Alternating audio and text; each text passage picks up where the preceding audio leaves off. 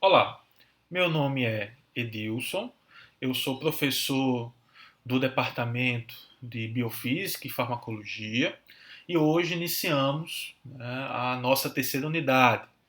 E a primeira aula dessa terceira unidade vai tratar sobre a farmacologia cardiovascular. Mais especificamente, nós vamos falar da farmacologia geral, dos antihipertensivos e dos diuréticos. Então, os antihipertensivos, como o próprio nome já diz, são fármacos que são utilizados no tratamento da hipertensão arterial. Os diuréticos também possuem ação antihipertensiva, tá? Então, eles também são classificados ou considerados como antihipertensivos. No entanto, os diuréticos eles também são utilizados para o tratamento de edemas, né? Edemas que podem estar associados a diversas condições, como, por exemplo, na insuficiência cardíaca congestiva. No entanto, nessa aula, nós vamos falar dos diuréticos no contexto de sua utilização no tratamento da hipertensão arterial. Então, gente, a hipertensão arterial ela é uma doença crônica caracterizada pela elevação dos níveis pressóricos de forma sustentada acima de 140 por 90 milímetros de mercúrio.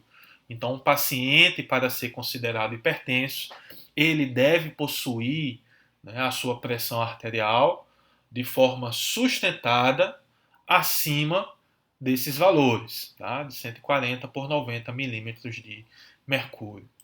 A hipertensão arterial ela pode ser de dois tipos: né? Hipertensão arterial primária ou essencial, né? Que representa a maioria dos casos, tá? Então 90 a 95% dos casos de hipertensão é do tipo primária ou essencial.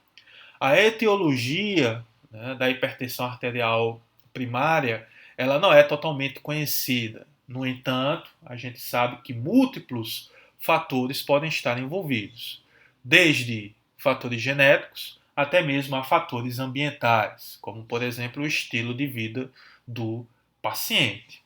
Já a hipertensão arterial secundária, ela está relacionada a uma doença subjacente. Então, algumas doenças têm como evolução o aumento da pressão arterial, como, por exemplo, o hiperaldosteronismo, que é caracterizado por uma produção excessiva do hormônio aldosterona. Então, a aldosterona ela é capaz de reter sódio e água, aumentando, portanto, o volume sanguíneo e, consequentemente, a pressão arterial. O feocromocitoma, né, também é outra condição que pode levar ao aumento da pressão arterial, como também, né, a hipercortisolinemia, né, que é uma condição onde ocorre produção e liberação excessiva do hormônio cortisol. Bom, aqui no país, né, a prevalência da hipertensão arterial autorrelatada ela gira em torno de 20 a 25% em adultos e de 65% em idosos. Né? Então, é importante talvez ressaltar que talvez esses números eles sejam subestimados. Como a hipertensão arterial ela é uma doença, né, silenciosa, a maioria dos pacientes descobre que tem hipertensão arterial quando as comorbidades começam a surgir. E outro ponto de interesse é que quanto maior for a pressão arterial do paciente, maior o risco desse paciente desenvolver problemas cardiovasculares, como infarto agudo do miocárdio, acidente vascular encefálico e doença arterial periférica. E o contrário é verdadeiro. Quanto menor for a pressão arterial do paciente, menor o risco dele desenvolver problemas cardiovasculares. Bom, então, gente, a pressão arterial, por definição, ela é a pressão que o sangue exerce na parede dos vasos. E ela vai ser o resultado do produto entre o débito cardíaco com a resistência vascular periférica. O débito cardíaco, gente, é a quantidade de sangue que o coração ejeta num determinado tempo. Por outro lado, a resistência vascular periférica representa a resistência que o sangue sofre para, né, passar pelo vaso. E no indivíduo normal, ou normotenso, a pressão arterial ela gira em torno de 120 por 80 milímetros de mercúrio.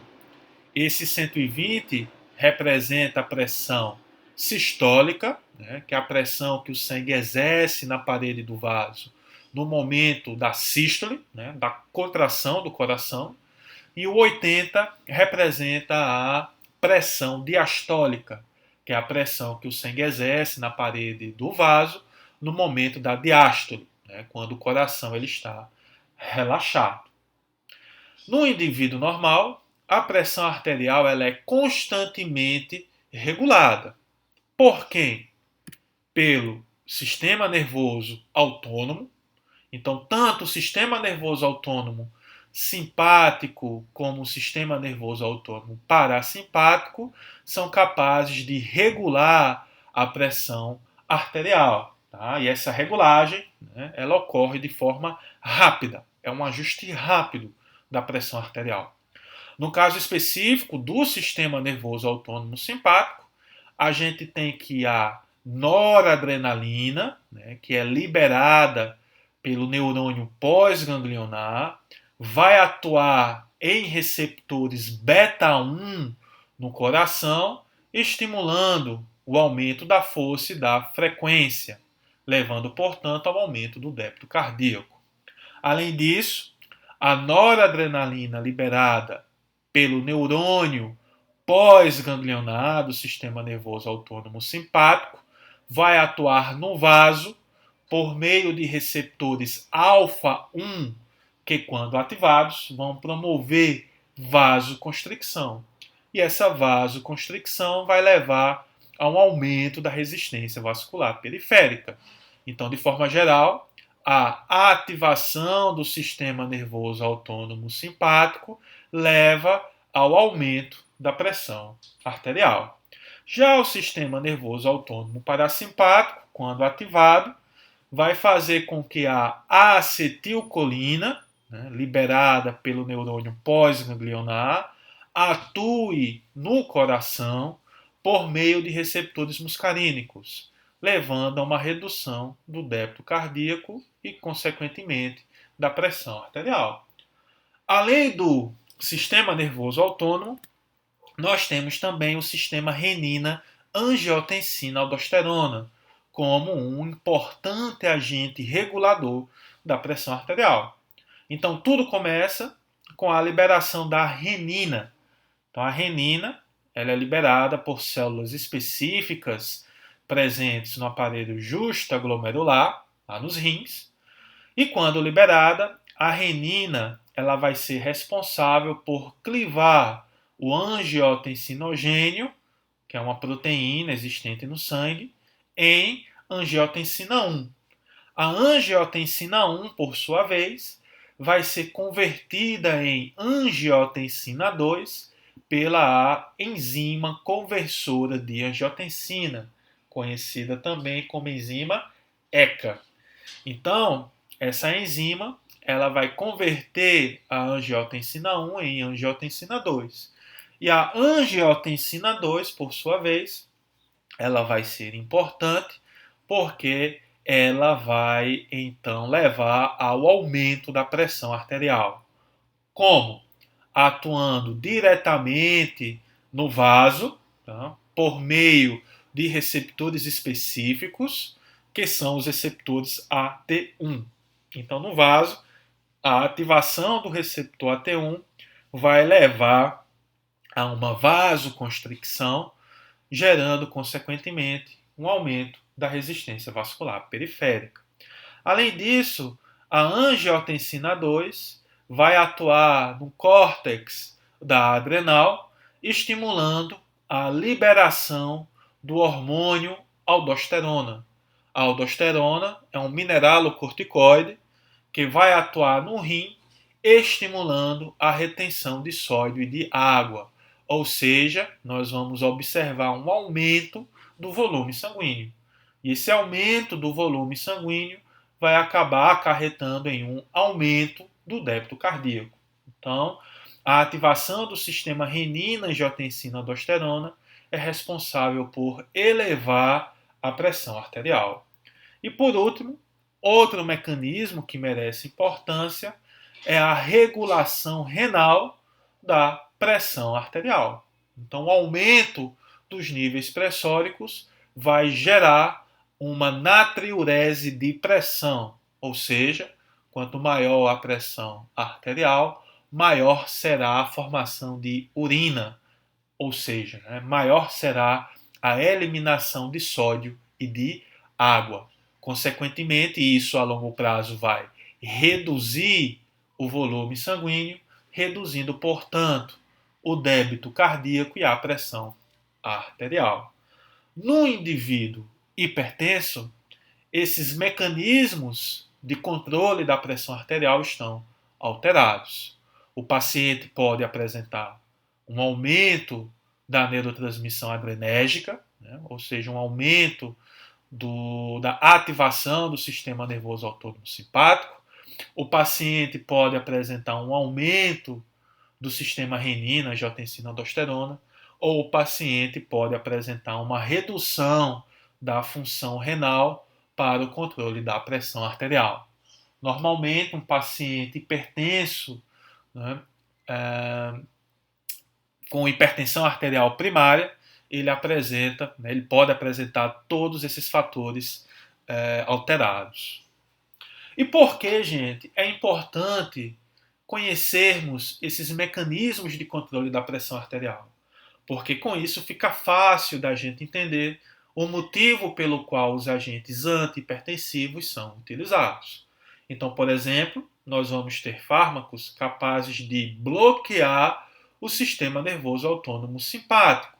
Então, com isso, nós vamos ter fármacos capazes de reduzir a pressão arterial. Outros fármacos são capazes de bloquear o sistema renina, angiotensina, aldosterona, são capazes de estimular a formação de urina ou são capazes de causar um relaxamento direto dos vasos. Então, tudo isso vai acabar contribuindo com uma redução da pressão arterial. Bom, então a hipertensão, como já comentamos, ela é uma condição clínica multifatorial caracterizada por elevação sustentada dos níveis pressóricos. Então, um paciente, para ser considerado hipertenso, ele deve possuir seus níveis pressóricos de forma sustentada acima de 140 por 90 milímetros de mercúrio. A Sociedade Brasileira de Cardiologia, por meio das diretrizes brasileiras de hipertensão arterial, dividem a hipertensão arterial em estágios. E essa divisão ela se dá para facilitar o manejo clínico do paciente. Então, o paciente em estágio 1 da hipertensão arterial, ele vai ser tratado de forma diferente de um paciente em estágio 3, tá? Por exemplo. No entanto, nós não vamos aprofundar sobre isso. Tá? Pacientes que apresentam níveis pressóricos entre 121 e 139 de pressão sistólica ou 81 e 89 de pressão diastólica são conhecidos como pacientes pré-hipertensos. Então, esse tipo de paciente é muito provável que ele desenvolva no futuro a hipertensão arterial. Tá? Então, se um paciente ele é considerado pré-hipertenso, então já deve ser instituído nesse paciente algum tipo de terapia para evitar o desenvolvimento da hipertensão arterial. Então, normalmente, nesse paciente, a terapia indicada é a terapia não medicamentosa. Tá? Então, basicamente, mudanças no estilo de vida. Bom, gente, então o grande objetivo da terapia antihipertensiva é reduzir a morbimortalidade relacionada à hipertensão. Então, como a gente já viu, quanto maior for os níveis pressóricos de um paciente, maior o risco desse paciente desenvolver problemas cardiovasculares, como infarto agudo do miocárdio, acidente vascular encefálico. Então, o objetivo da terapia antihipertensiva é trazer os níveis pressóricos desse paciente para valores normais, né, de 120 por 80 milímetros de mercúrio. E como se pode fazer isso? Então, a primeira estratégia que deve ser adotada é a terapia não medicamentosa. Tá? Então, se o paciente ele fuma, ele tem que parar de fumar, ele tem que restringir o consumo de sódio, diminuir o estresse, reduzir o consumo de álcool, perder peso, praticar exercícios físicos. Às vezes, somente a terapia não medicamentosa ela é suficiente para diminuir a dosagem dos medicamentos ou até mesmo levar à sua dispensa. Então, por exemplo, pacientes pré-hipertensos ou em estágio 1 da hipertensão arterial com baixo risco cardiovascular, nesse tipo de paciente, a terapia não medicamentosa sozinha é capaz de trazer os níveis pressóricos desse paciente para valores normais. Tá? Então, gente, a terapia não medicamentosa ela é muito importante, tá? Para todo tipo de paciente com hipertensão arterial. E outra estratégia que deve ou que pode ser adotada é o tratamento medicamentoso, utilizando, portanto, os agentes antihipertensivos. Os agentes antihipertensivos, eles podem reduzir a pressão arterial atuando no débito cardíaco e ou na resistência vascular periférica. Então, eles podem tanto, né, reduzir o débito cardíaco por meio da redução da força de contração do miocárdio ou da frequência cardíaca, como também eles podem reduzir o débito cardíaco pela redução do volume sanguíneo. Temos também fármacos capazes de reduzir a resistência vascular periférica, e isso se dá por meio do relaxamento da musculatura lisa dos vasos, né, conhecido como vasodilatação. Então, isso pode se dar por meio de um efeito direto no vaso, como também pode se dar por uma redução da atividade do sistema nervoso autônomo simpático ou do sistema renina-angiotensina-aldosterona. Então, se a gente diminui o débito cardíaco ou a resistência vascular periférica, a gente vai acabar, consequentemente, reduzindo a pressão arterial.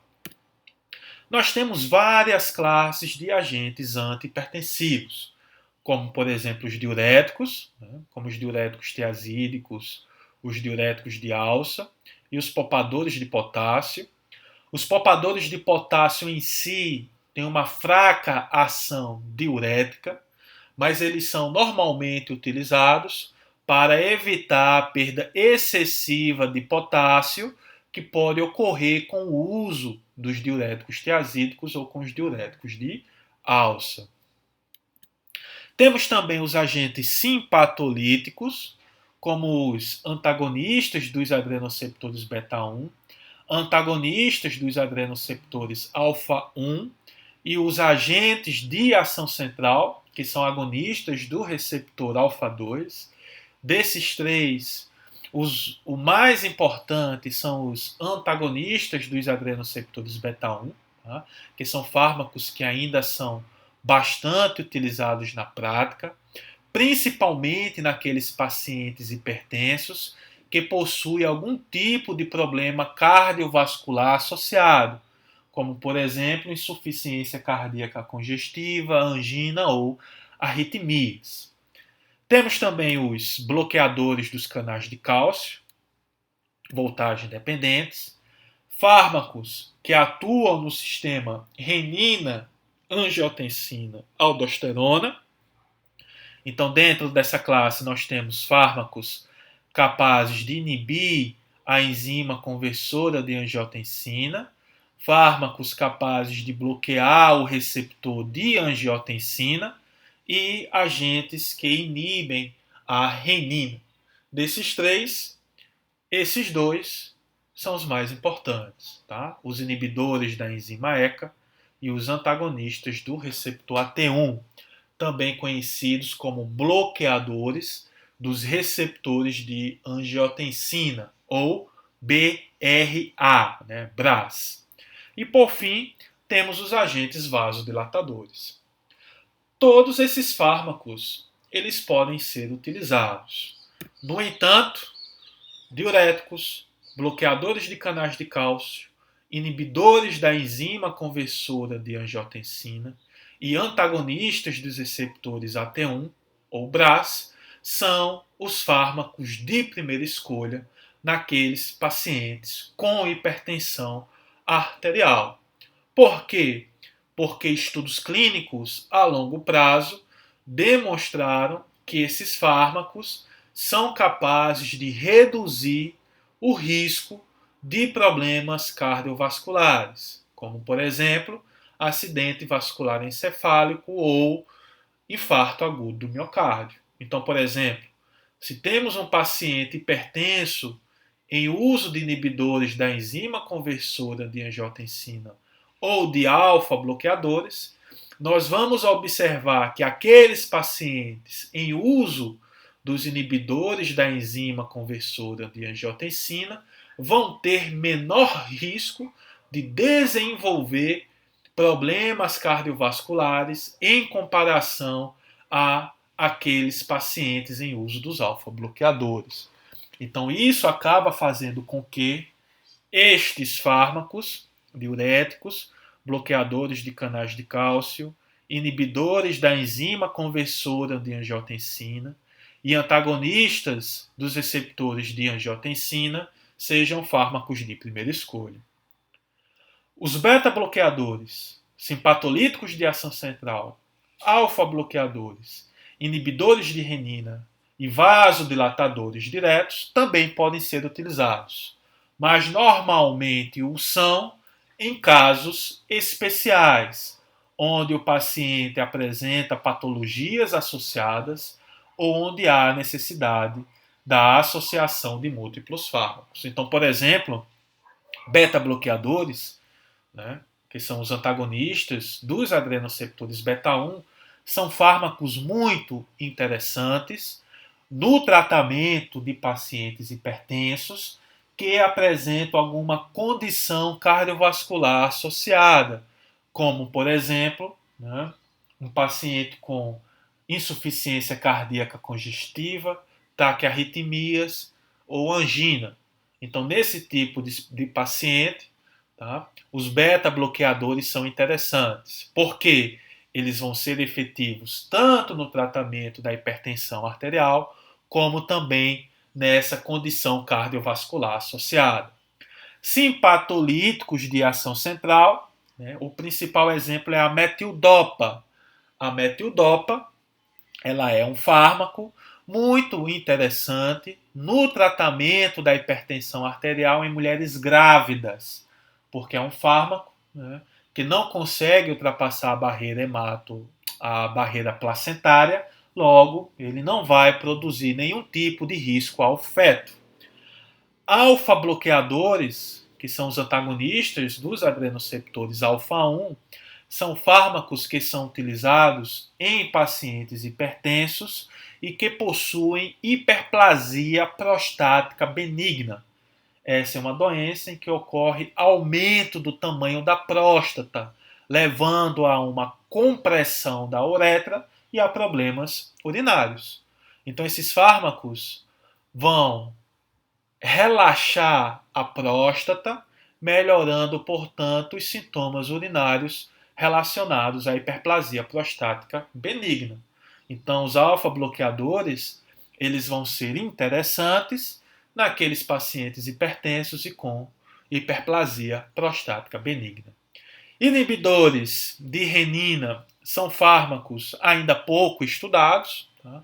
Então, normalmente, eles são utilizados em pacientes com hipertensão resistente, que é aquele paciente que já faz uso, né, de 3 agentes antihipertensivos, mas mesmo assim não há um controle adequado dos seus níveis pressóricos. Então, nesse tipo de paciente, um 4º agente antihipertensivo deve ser utilizado.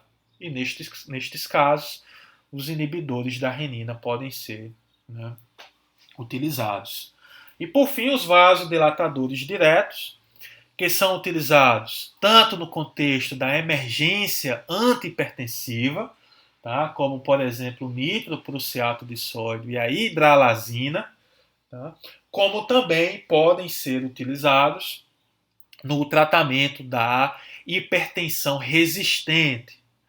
Neste caso, utiliza-se a hidralazina e o minoxidil. Tá? A gente vai falar disso mais na frente. Então, gente, na aula de hoje, né, nós vamos falar do mecanismo de ação dos antihipertensivos, focando principalmente nos fármacos de escolha, né, de primeira escolha, e nos beta-bloqueadores, porque são os fármacos mais comumente utilizados no tratamento da hipertensão arterial.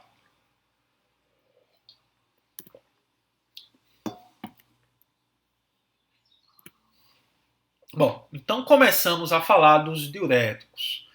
Os diuréticos, eles podem ser divididos em duas classes, né, que são os diuréticos tiazídicos, cujo principal exemplo é a hidroclorotiazida, tá? E temos também os diuréticos de alça, cujo principal exemplo é a furosemida. Tanto os diuréticos tiazídicos como os diuréticos de alça, eles vão atuar no rim, estimulando uma maior excreção de sódio e de água, ou seja, esses fármacos eles vão aumentar a formação de urina, né? Eles vão aumentar a eliminação de sódio e de água. E qual que é a consequência disso? Se a gente aumenta a eliminação de água, né, e de sódio, a gente acaba reduzindo a quantidade de água e de sódio presente no nosso sangue. Então, com isso, a gente vai ter uma redução do volume intravascular ou do volume sanguíneo.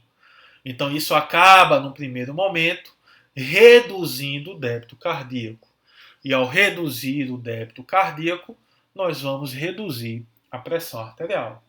No entanto, o débito cardíaco ele vai retornar aos valores pré-tratamento com a terapia prolongada com os diuréticos. Só que os níveis pressóricos desse paciente vão continuar reduzidos. E acredita-se que isso se dá por conta de uma redução da resistência vascular periférica.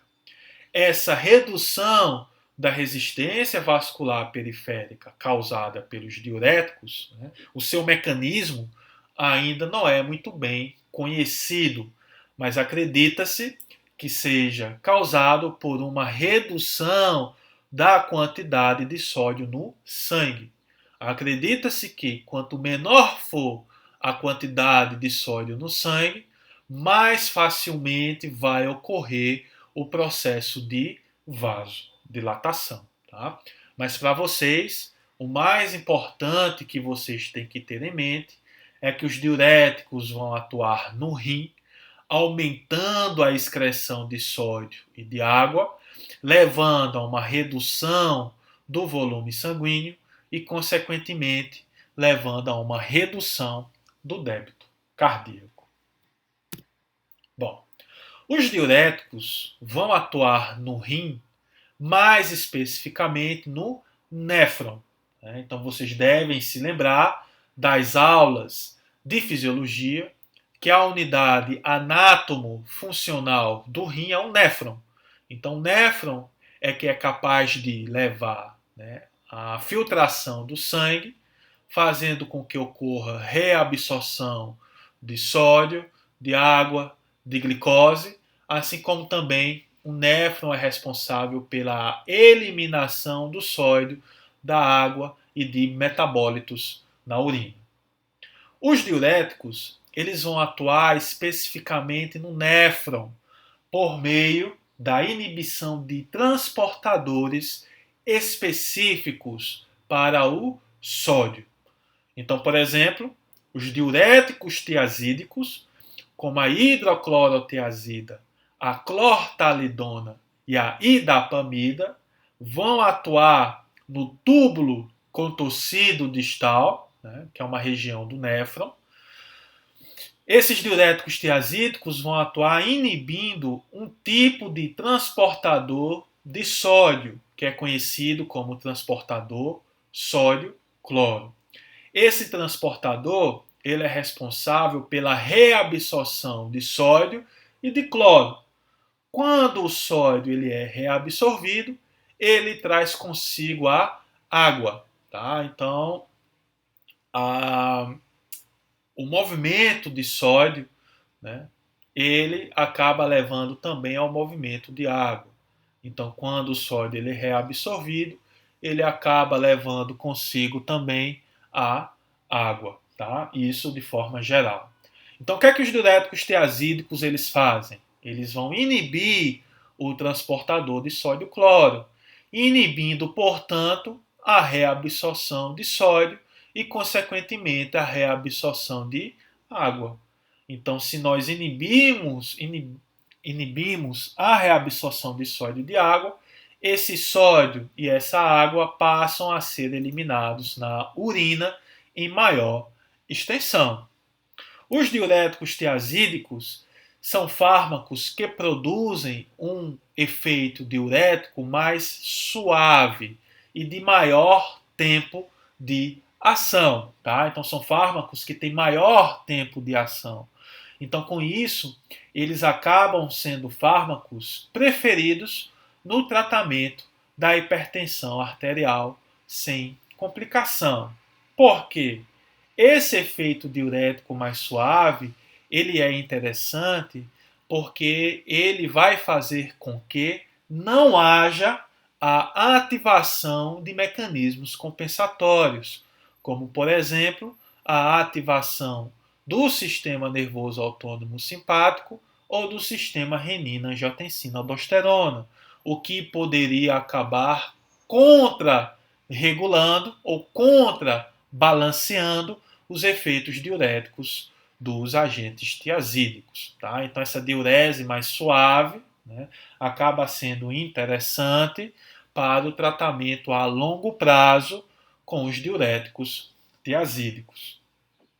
Já os diuréticos de alça, como a furosemida e a bumetanida, vão atuar em um transportador específico presente na alça ascendente de N. Tá? Então, esse transportador ele é conhecido como transportador sódio-potássio 2-cloro, que quando inibido vai fazer com que ocorra redução da reabsorção de sódio. Consequentemente, mais sódio e mais água serão eliminados na urina. Os diuréticos de alça são diuréticos mais potentes, ou seja, eles são capazes de produzir uma diurese muito intensa e de curta duração. Essa diurese intensa que os diuréticos de alça promovem acabam por ativar sistemas de contrarregulação, como o sistema renina-angiotensina-aldosterona e o sistema nervoso autônomo simpático. Então, isso faz com que esses fármacos, né, tenham seus efeitos contrarregulados por meio do sistema renina-angiotensina-aldosterona e do sistema nervoso autônomo simpático.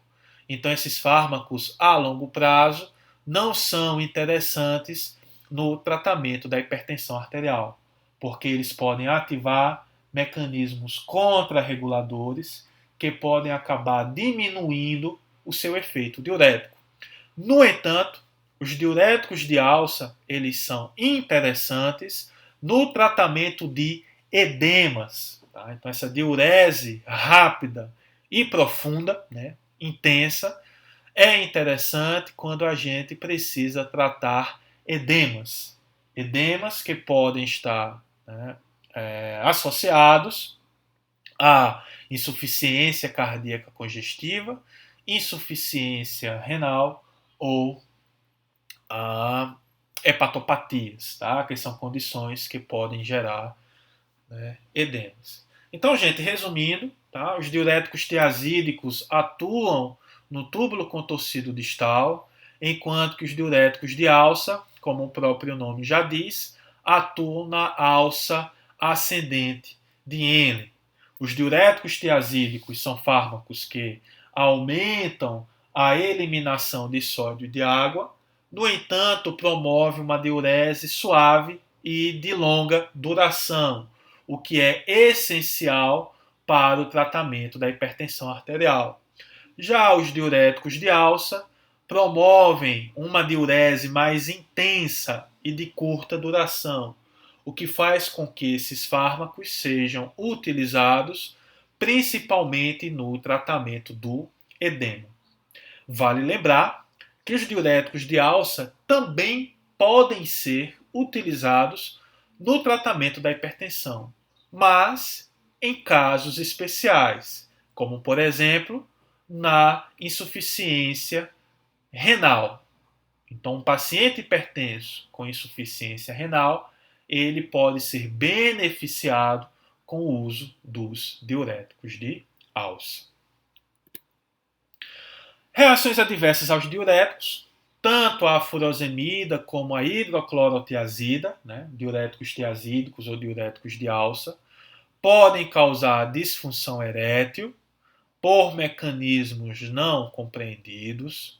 Pode também ocorrer intolerância à glicose. Então, esses fármacos eles podem prejudicar a ação da insulina. No entanto, esse tipo de reação adversa ele é dependente da dose e tende a ocorrer somente nas dosagens mais altas. Nas doses usualmente recomendadas, tá? Então, por exemplo, no caso da hidroclorotiazida, até 25 miligramas por dia, essa reação adversa ela se torna bastante rara. Tá? Dentre todos os diuréticos, a idapamida parece ser a mais segura. Esses fármacos também podem causar aumento de ácido úrico, tá? E isso pode levar a gota, que é a deposição de ácido úrico nas articulações.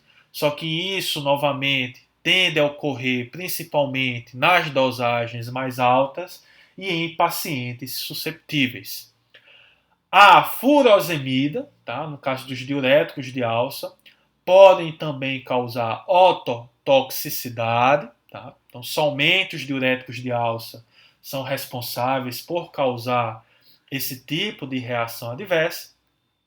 E talvez a reação adversa mais importante com relação ao uso dos diuréticos, tanto de alça como tiazídicos, é a hipocalemia. O que é isso? Esses fármacos eles são capazes de reduzir os níveis de potássio no sangue, porque ao aumentar a eliminação de sódio na urina, esses fármacos também acabam aumentando a eliminação de potássio. Então, ao aumentar a eliminação de potássio, esses fármacos reduzem a quantidade deste íon no sangue. E essa hipocalemia ela é importante porque ela pode causar desde cansaço, câimbras, até mesmo a taquicardias fatais no paciente. Tá? Essa hipocalemia ela pode ocorrer principalmente nas dosagens mais altas dos diuréticos tiazídicos e dos diuréticos de alça. E está muito associado à morte súbita, principalmente em pacientes idosos. Tá? Então, uma forma de evitar a hipocalemia é utilizando diuréticos poupadores de potássio. Os diuréticos poupadores de potássio, como espironolactona, amilorida e triantereno, vão atuar no ducto coletor, impedindo que ocorra a eliminação de potássio na urina. Com isso, o potássio ele vai ser preservado no sangue, reduzindo, portanto, o risco do surgimento desse tipo de reação adversa. Então é muito comum que diuréticos tiazídicos, como a hidroclorotiazida ou a furosemida, principalmente nas dosagens mais elevadas, que esses fármacos estejam associados a diuréticos poupadores de potássio, com o intuito de quê? De evitar este tipo de reação adversa. Tá? Embora os diuréticos poupadores de potássio tenham esse nome de diuréticos, a gente observa que a sua ação diurética ela é mínima. Tá? Então, esses fármacos, sozinhos ou isolados, possuem pouca eficácia na redução da pressão arterial. Então, eles são utilizados somente quando associados aos diuréticos tiazídicos ou aos diuréticos de alça. Então, gente, a principal indicação dos diuréticos é no tratamento da hipertensão arterial, onde os diuréticos tiazídicos são os fármacos preferíveis. Tá? Como diurético tiazídico, o mais utilizado é a hidroclorotiazida, muito embora a clortalidona aparentemente seja um agente mais eficaz, tá? Porque a sua duração de efeito ela gira em torno de 24 horas. No entanto, a clortalidona aqui no país ela é pouco utilizada porque ela não é distribuída de forma gratuita pelo SUS. Em contrapartida, a hidroclorotiazida então ela acaba sendo mais utilizada, né, por ser mais barata, digamos assim, do que a clortalidona. Os diuréticos de alça também podem ser utilizados no tratamento da hipertensão, mas somente naqueles pacientes que possuem hipertensão arterial e insuficiência renal. Tá? Então, neste tipo particular de paciente, os diuréticos de alça são utilizados. No entanto, os diuréticos de alça, como a furosemida, são muito importantes no tratamento de edemas associados à insuficiência cardíaca congestiva, hepatopatias e no tratamento da insuficiência, no tratamento dos edemas associados à insuficiência renal. Bom, vamos agora falar dos simpatolíticos. Simpatolíticos são fármacos que vão bloquear ou reduzir a atividade do sistema nervoso autônomo simpático, reduzindo, portanto, o débito cardíaco e a resistência vascular periférica. Os simpatolíticos, eles podem ser divididos em três grandes classes. A primeira delas são os antagonistas dos adrenoceptores beta-1, que são fármacos capazes de reduzir tanto o débito cardíaco como a resistência vascular periférica.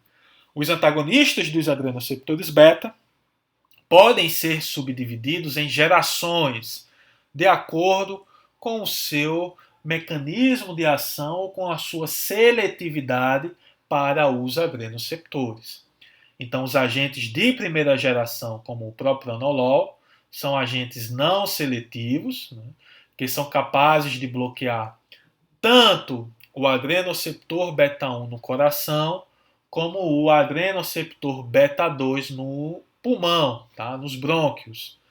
Os de segunda geração têm maior seletividade para os adrenoceptores beta-1, como o atenolol e o metoprolol. Vale lembrar que essa seletividade ela depende bastante da dose. Nas doses terapêuticas habituais, o atenolol e o metoprolol vão atuar preferencialmente no receptor beta-1, muito embora o receptor beta-2 também possa ser bloqueado, mas em menor extensão, em comparação aos agentes não seletivos.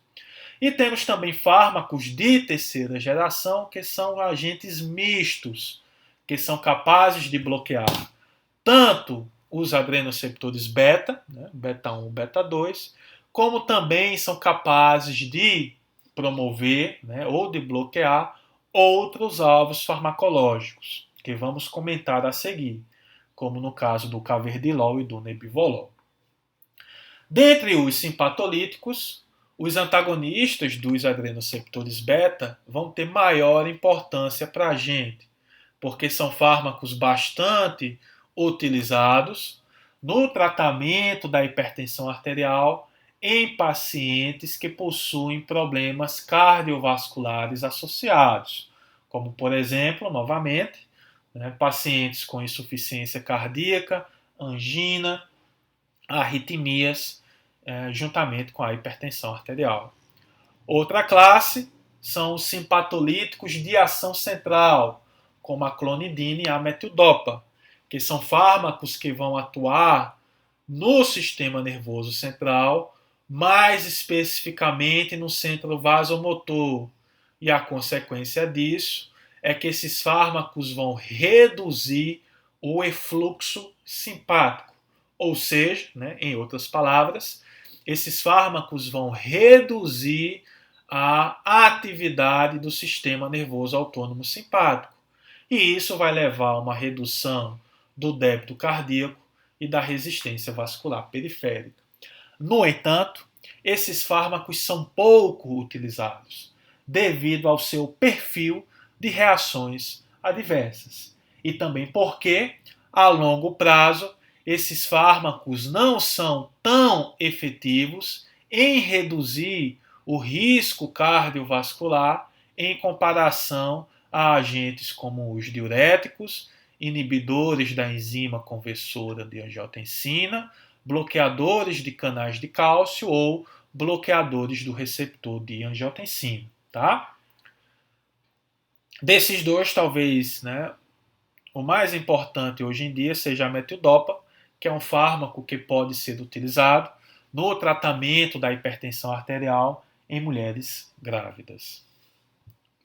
Outra classe de simpatolíticos são os antagonistas dos adrenoceptores alfa-1, que são fármacos que vão bloquear o receptor alfa-1 no vaso, causando vasodilatação e, consequentemente, redução da resistência vascular periférica e redução da pressão arterial. Como exemplo, nós temos a prazosina, doxazosina e a terazosina. São fármacos que são interessantes no tratamento da hipertensão arterial em pacientes com hiperplasia prostática benigna. Então, é um fármaco que, neste tipo de paciente, pode tratar duas condições distintas.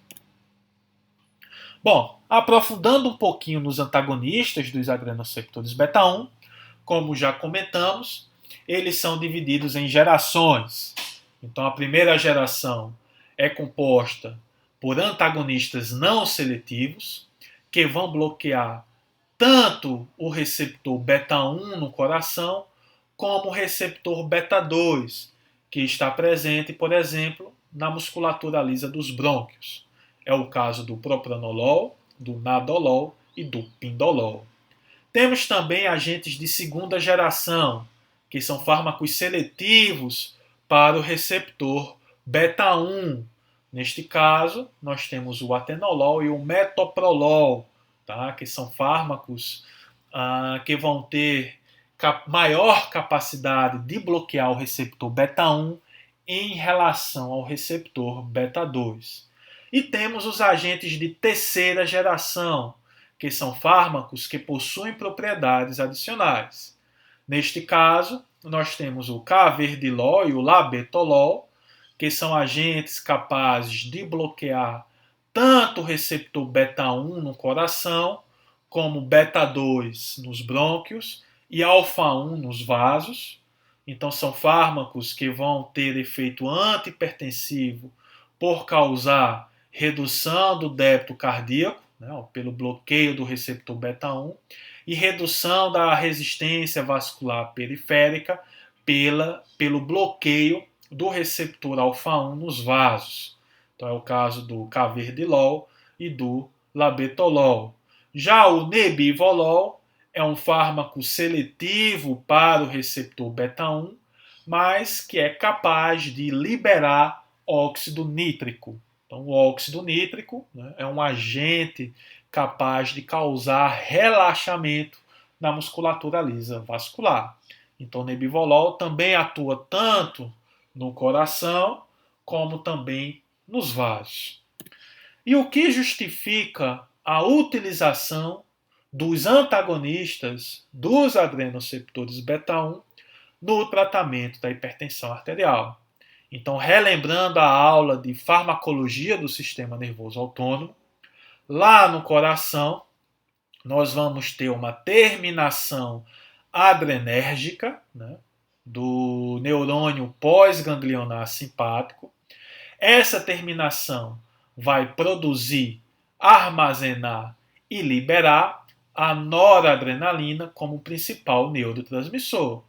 E essa noradrenalina no coração vai atuar em adrenoceptores beta-1, que quando ativados vão estimular uma via de sinalização que vai culminar com a entrada de cálcio no miócito cardíaco. Essa entrada de cálcio vai acabar estimulando um aumento da força de contração e da frequência cardíaca, produzindo, portanto, um aumento do débito e, consequentemente, da pressão arterial.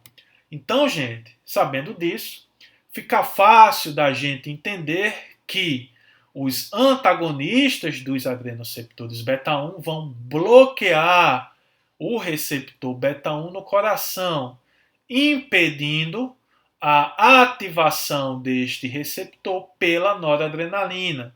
Com isso, nós vamos ter uma redução da força de contração e da frequência cardíaca, que vai levar a uma redução do débito e, consequentemente, da pressão arterial. Só que, além disso, esses fármacos também vão bloquear receptores beta-1 em outros tecidos. E esse bloqueio de receptores beta-1 em outros tecidos também pode favorecer a redução da pressão arterial. Por exemplo, é descrito que o bloqueio do receptor beta-1 no rim reduz a liberação de renina. Com isso, a gente tem uma menor ativação do sistema renina, angiotensina, aldosterona, e isso acaba favorecendo a uma redução da resistência vascular periférica. Alguns fármacos mais lipossolúveis, como o propranolol e o metoprolol, podem ultrapassar a barreira hematoencefálica atuando no centro vasomotor. E acredita-se que o bloqueio do receptor beta-1 no centro vasomotor reduza a atividade do sistema nervoso autônomo simpático, reduzindo também a resistência vascular periférica.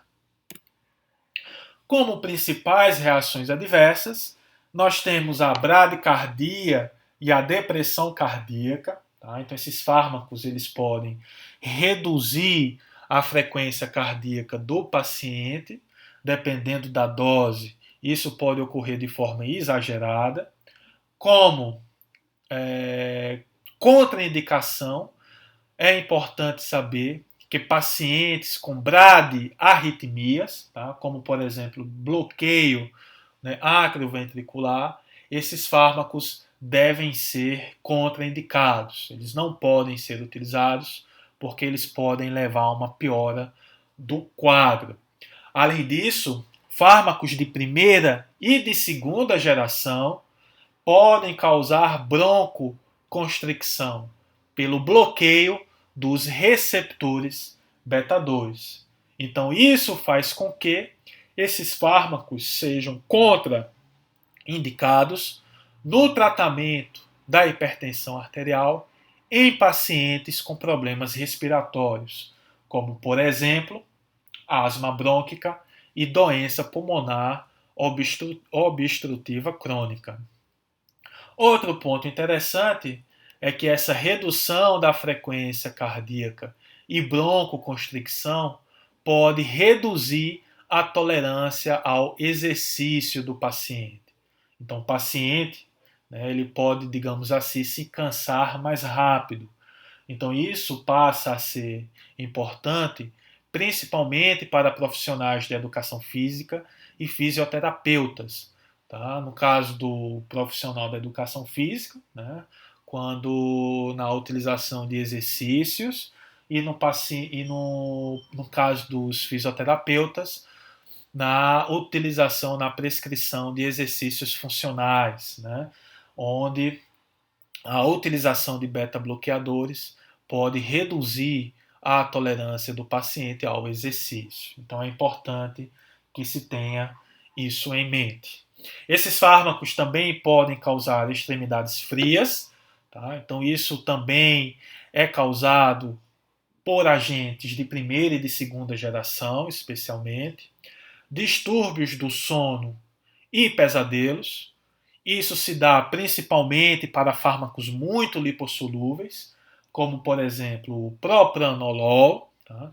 E são fármacos, né, capazes de atenuar os sinais e sintomas da hipoglicemia. Tá? Então esses fármacos eles podem mascarar a sintomatologia da hipoglicemia e isso pode ter importância principalmente no paciente diabético. Né? Então, quando a gente tem uma hipoglicemia, o sistema nervoso autônomo simpático ele é ativado para avisar ao nosso corpo que nós necessitamos nos alimentar.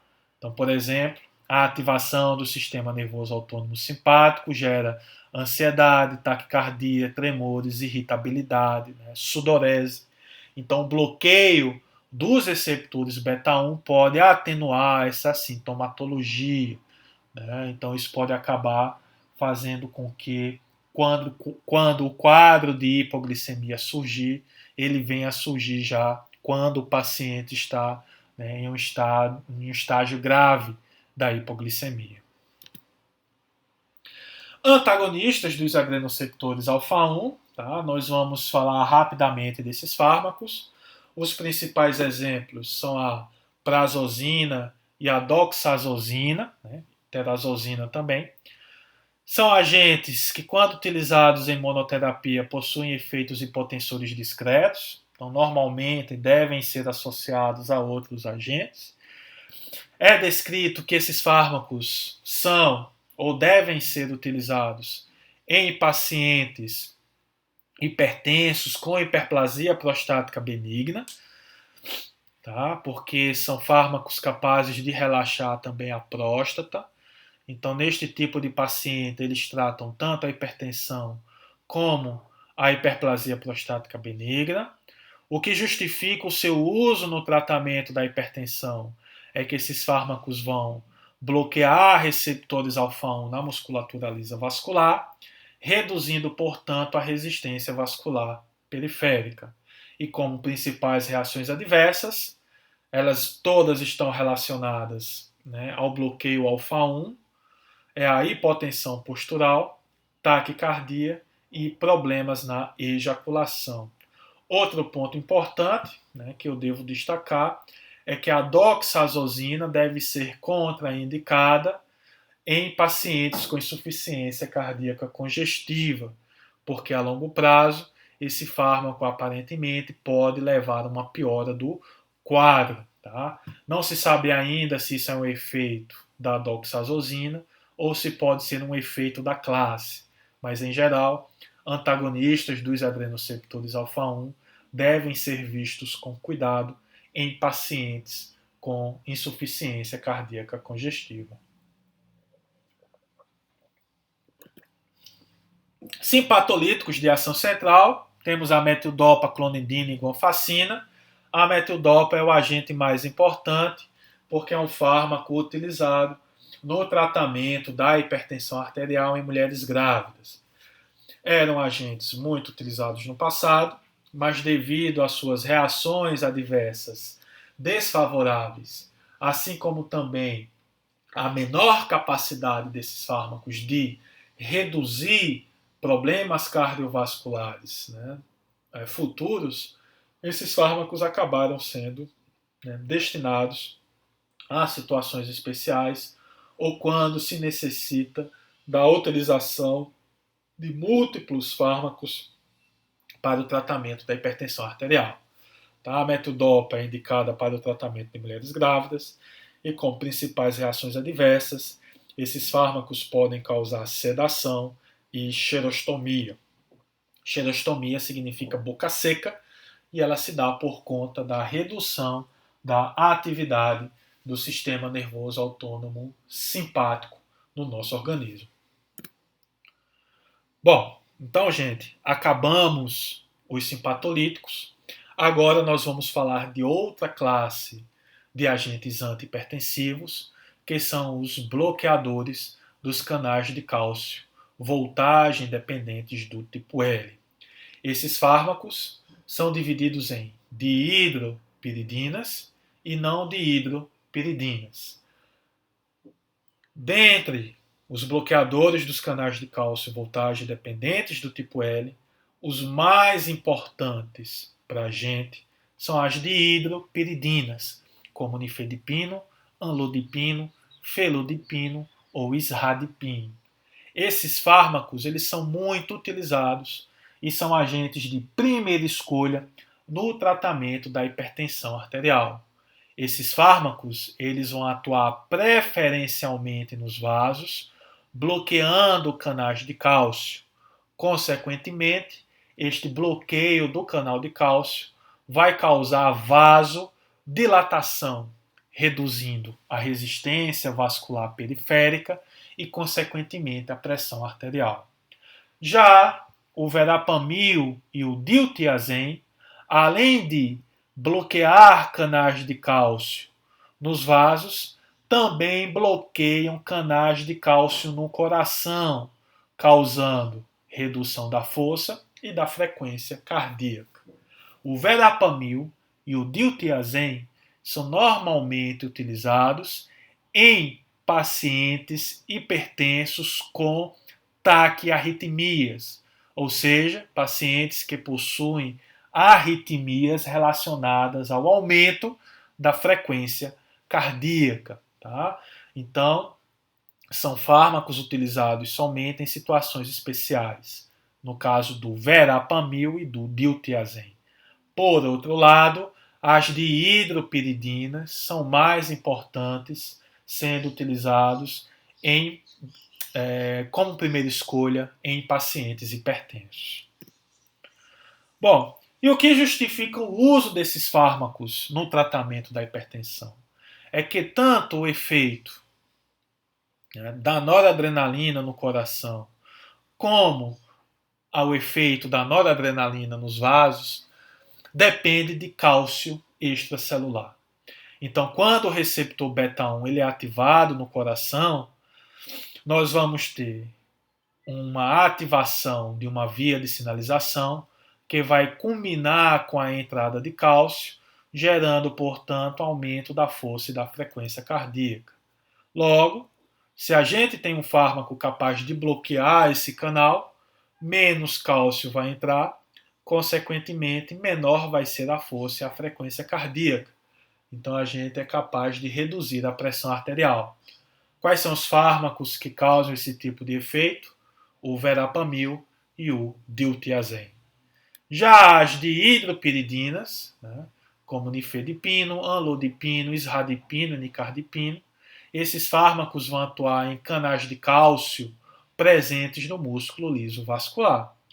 Então, lá no músculo liso vascular, a ativação dos receptores alfa-1 para noradrenalina ou receptores AT1 para angiotensina 2, quando esses receptores são ativados, eles vão levar a uma via de sinalização que vão culminar com o aumento do cálcio intracelular, causando vasoconstricção e aumento da pressão arterial. No entanto, se temos fármacos capazes de bloquear esse canal de cálcio, nós vamos ter uma menor quantidade de cálcio intracelular, causando, portanto, vasodilatação, redução da resistência vascular periférica e, consequentemente, redução da pressão arterial. Quais são os fármacos que produzem esse efeito? são as dihidropiridinas, como o nifedipino, anlodipino e o isradipino. Como principais reações adversas, nós temos o edema, que é causado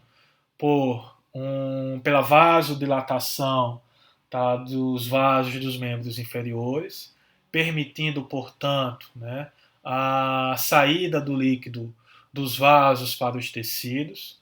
Também pode ocorrer cefaleia, tá, pela vasodilatação dos vasos cerebrais, e tontura. Tá? Essa tontura pode estar associada à hipotensão postural. Normalmente, essas reações adversas estão relacionadas à dose. Quanto maior a dose, maior o risco do surgimento dessas reações adversas. Outra reação adversa que não está descrita aqui, que é de importância, é a bradicardia ou bloqueio atrioventricular, que pode ser causado por fármacos como o verapamil e o diltiazem.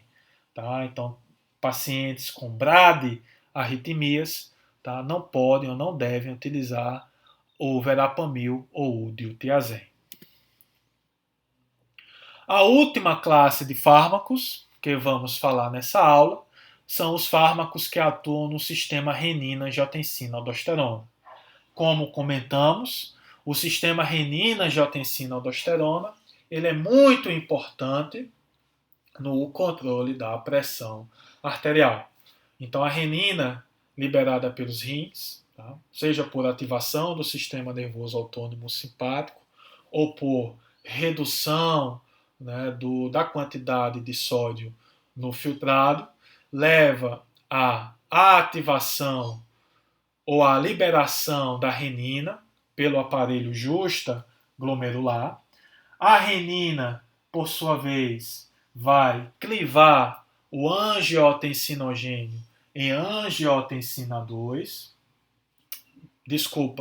A renina vai clivar o angiotensinogênio em angiotensina 1.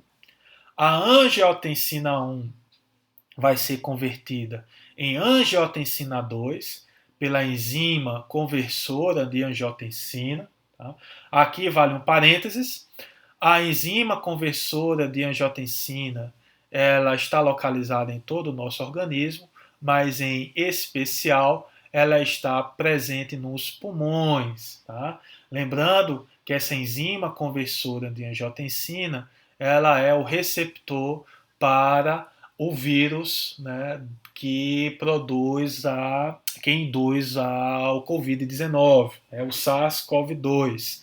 Então, esse vírus interage com a enzima conversora de angiotensina presente no pulmão, e isso faz com que esse vírus seja internalizado, levando, portanto, a todo o quadro do Covid-19. Tá? É essa mesma enzima que converte a angiotensina 1 em angiotensina 2. E a angiotensina 2, por sua vez, vai atuar nos vasos e no córtex da adrenal por meio de um receptor específico, que é o receptor AT1. No vaso, quando esse receptor ele é ativado, ele vai promover vasoconstricção, levando ao aumento da resistência vascular periférica. Além disso, a ativação do receptor AT1 no córtex da adrenal vai levar à liberação de aldosterona, e a aldosterona, por sua vez, vai atuar no rim, levando à retenção de sódio e de água, levando, portanto, ao aumento do volume sanguíneo e, consequentemente, da pressão arterial. Então, os fármacos que atuam no sistema renina-angiotensina-aldosterona, eles podem inibir a renina, o que vai acabar gerando redução da produção de angiotensina 2. É o caso, por exemplo, do alisquireno, tá? Mas o alisquireno é um fármaco pouco utilizado na prática. Temos os inibidores da enzima conversora de angiotensina, tá? São fármacos que vão impedir a conversão da angiotensina 1 em angiotensina 2. Então, com isso, se nós não temos a produção de angiotensina 2, não vamos ter a ativação do receptor AT1 nos vasos, nem no córtex da adrenal. Então, isso acaba gerando vasodilatação, maior excreção de sódio e de água, consequentemente, redução da pressão arterial. E outra classe de fármaco que atua no sistema renina-angiotensina-aldosterona são os bloqueadores do receptor AT1, que vão bloquear o receptor de angiotensina, impedindo, portanto, a ação desse mediador. E isso também vai causar vasodilatação e maior excreção de sódio e de água. Com relação aos inibidores da enzima conversora de angiotensina, os principais exemplos são o captopril, enalapril, lisinopril e o ramipril. Então, esses fármacos inibem a enzima conversora de angiotensina, reduzindo, portanto, a formação da angiotensina 2, e isso acaba gerando ou tendo como consequência final a redução da pressão arterial. Então, são fármacos bastante eficazes no tratamento da hipertensão, sabidamente reduzem a morbimortalidade cardiovascular e são fármacos muito importantes, principalmente no tratamento da hipertensão arterial em pacientes diabéticos, porque são fármacos que possuem efeito renoprotetor. Além disso, também são fármacos muito interessantes no tratamento da hipertensão arterial em pacientes com insuficiência cardíaca congestiva, porque esses fármacos a longo prazo têm um efeito antirremodelamento, ou seja, eles impedem a hipertrofia ventricular que ocorre na insuficiência cardíaca congestiva. Então, só relembrando, o mecanismo de ação. Então, esses fármacos vão inibir a enzima conversora de angiotensina, reduzindo a produção de angiotensina 2. Consequentemente, vamos ter menor ativação do receptor AT1 no músculo liso vascular e menor ativação do receptor AT1 no córtex da suprarrenal. Então, isso vai causar relaxamento do músculo liso vascular e menor liberação de aldosterona. Então, em conjunto, os inibidores da enzima ECA, os IECAs, vão reduzir a resistência vascular periférica e a secreção de aldosterona, reduzindo, portanto, a pressão arterial. Como principais reações adversas, nós temos a tosse seca, a hipercalemia e a hipotensão. A tosse seca ela é causada porque a enzima conversora de angiotensina ela também é importante para a degradação da bradicinina. Então, quando essa enzima ela está inibida, a meia-vida da bradicinina, que é um importante mediador inflamatório, aumenta, fazendo com que a bradicinina ative os receptores da tosse que estão presentes no pulmão. Então isso acaba levando ao reflexo da tosse. Além disso, uma reação adversa importante, que não está listada aqui, é o angioedema, que também está associado ao aumento da meia-vida da bradicinina. Então esse angioedema, ele é um edema dos tecidos mais profundos da pele e tem como consequência principal o edema de glote, que pode levar até mesmo à morte do paciente. A hipercalemia é uma reação adversa importante. Ela está relacionada à inibição da produção da aldosterona.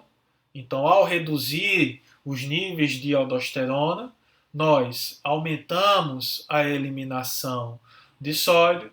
Em contrapartida, a gente aumenta a retenção de potássio no sangue.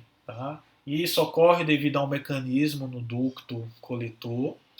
Essa hipercalemia tem pouca importância no indivíduo normal, né, no hipertenso, né, sem nenhum tipo de complicação, mas passa a ter importância principalmente em pacientes que fazem uso de diuréticos poupadores de potássio ou suplementação de potássio. Tá? Então, nesse tipo de paciente, né, os níveis de potássio podem aumentar de tal modo que podem acabar levando, né, pode acabar levando à parada cardíaca. Tá?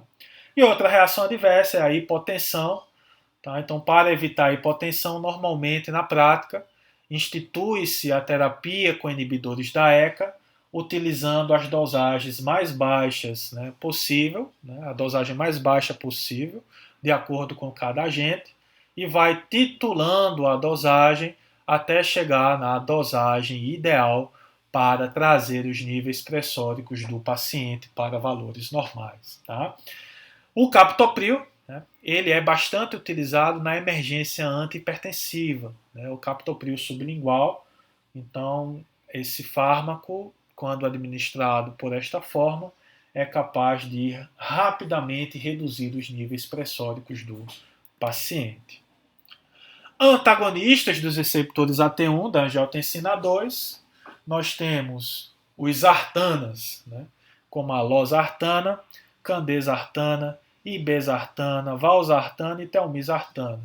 Eles têm eficácia similar aos IECA, tá? Então eles conseguem reduzir a pressão arterial da mesma forma. Eles vão proporcionar uma redução da morbimortalidade cardiovascular e renal, tá? De forma similar aos inibidores da enzima conversora de angiotensina. Então são fármacos muito utilizados, são agentes que vão bloquear o receptor AT1, impedindo, portanto, que a angiotensina 2 ative os seus receptores. Então isso vai ter como consequência final relaxamento do músculo liso vascular e menor liberação de aldosterona. Tá? Então isso vai também reduzir a resistência vascular periférica e o volume sanguíneo, levando a uma redução da pressão arterial.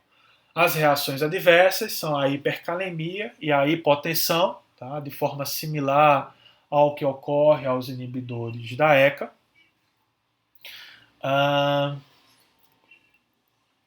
Esses fármacos não produzem tosse seca nem angioedema, então eles podem ser, né, fármacos de escolha quando deve-se trocar a terapia com inibidores da enzima conversora de angiotensina. Então, por exemplo, né, o paciente faz uso do captopril, começa a desenvolver tosse seca, o clínico pode então fazer a troca do captopril por um bloqueador do receptor de angiotensina. Tá? Muito embora hoje em dia os bloqueadores dos receptores de angiotensina sejam fármacos de primeira escolha. Né? Então, o clínico pode prescrever essa classe, né, para um paciente hipertenso, mesmo que este paciente não faça uso de qualquer outro agente antihipertensivo.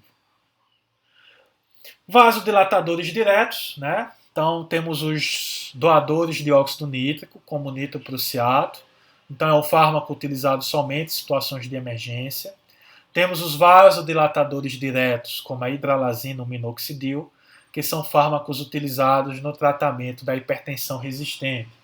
Então é aquele paciente que já faz uso de 3, 4 medicamentos antihipertensivos e mesmo assim ele não tem um controle adequado dos seus níveis pressóricos.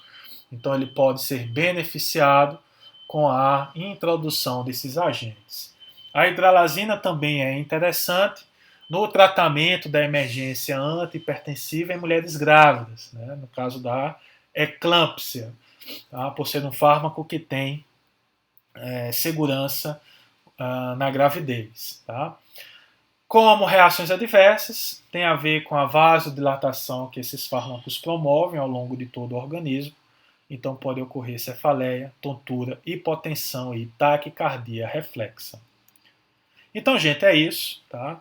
As referências que vocês podem utilizar para estudar é o Hang Dale, né, Farmacologia, qualquer edição.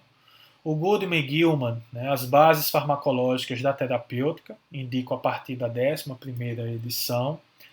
Como atividade de consolidação do conteúdo, é importante que vocês façam leitura do material complementar que está disponível no SIGA e que vocês respondam o questionário que foi publicado. Tá? Então, isso é importante para vocês treinarem, né, o conhecimento adquirido nesta aula.